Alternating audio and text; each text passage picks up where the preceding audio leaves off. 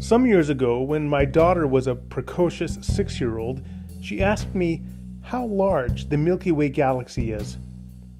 As I explained that it is 100,000 light years across, her eyebrows furrowed as she silently pondered the answer.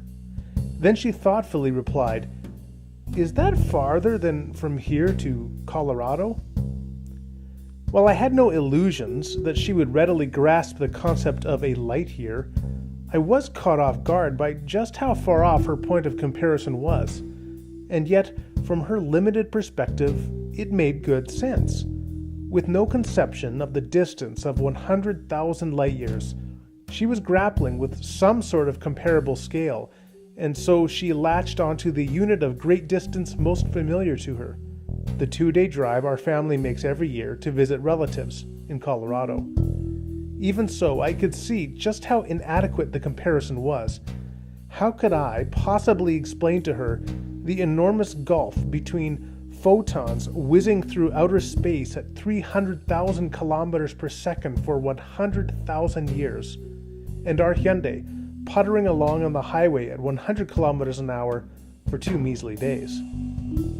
As difficult as it might be to conceive of the vast size of the Milky Way galaxy, it is quite literally nothing when compared to the transcendent reality of God.